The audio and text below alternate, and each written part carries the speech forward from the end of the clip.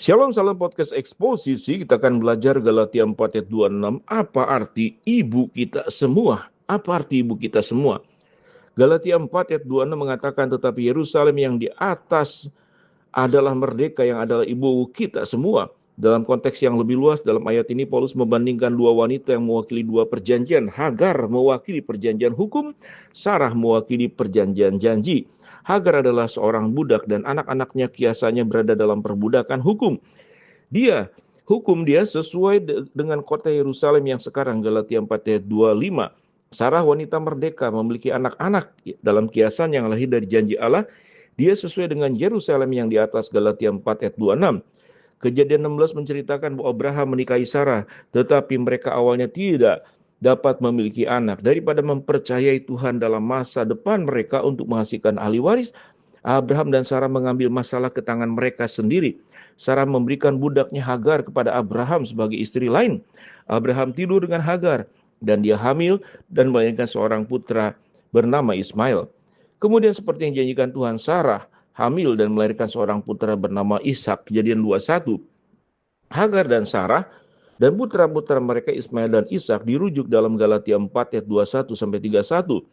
Paulus menggambarkan Ismail sebagai putra yang lahir menurut daging bagi wanita budak itu, Galatia 4 ayat 23. Paulus kemudian menyamakan Hagar dengan Gunung Sinai dan Yerusalem sekarang, ayat 25. Pada saat Paulus menulis Galatia, Yerusalem adalah pusat kehidupan beragama Yahudi yang didasarkan pada ketaatan yang ketat terhadap hukum Musa. Paulus menggunakan Hagar dan Ismail untuk mewakili perjanjian lama yang didasarkan kepada kepatuhan hukum. Sistem ini yang sangat menarik bagi daging, berpusat di Yerusalem fisik di bumi dan zamannya.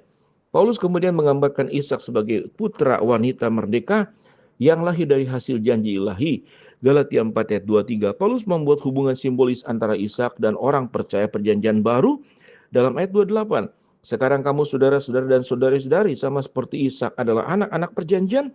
Artinya, ketika kita dilahirkan kembali ke dalam keluarga Allah, kita akan dilahirkan bebas dari perintah hukum. Kita adalah bagian dari keluarga Allah atas dasar janji Allah yang penuh kasih karunia di dalam Kristus. Paulus kemudian menyebut Sarah sebagai Yerusalem di atas, Galatia 4 ayat 26. Frasa Yerusalem di atas adalah ciptaan Paulus dan tidak ditemukan di tempat lain dalam kitab suci. Dia menggunakannya sebagai referensi untuk perjanjian baru. Rencana keselamatan Allah yang dibawa turun dari sorga ke bumi melalui inkarnasi Yesus di Yerusalem surgawi bukan pekerjaan seseorang yang penting, tetapi janji Allah di dalam Kristus. Paulus melanjutkan simbolisme tersebut dengan mengatakan bahwa Sarah adalah ibu kita semua. Galatia 4 ayat 26. Ibu di sini adalah referensi lain untuk perjanjian baru yang Kristus tetapkan melalui hidup, kematian, dan kebangkitannya. Itu adalah perjanjian yang didasarkan pada janji kasih karunia Allah melalui iman, bukan pada ketaatan pada hukum-hukum perjanjian lama. Jadi semua dalam ayat tersebut adalah referensi untuk siapa saja yang telah menaruh imannya di dalam Kristus untuk pengampunan dosa, sama seperti warisan Abraham diberikan kepada Ishak dan bukan kepada putra Hagar.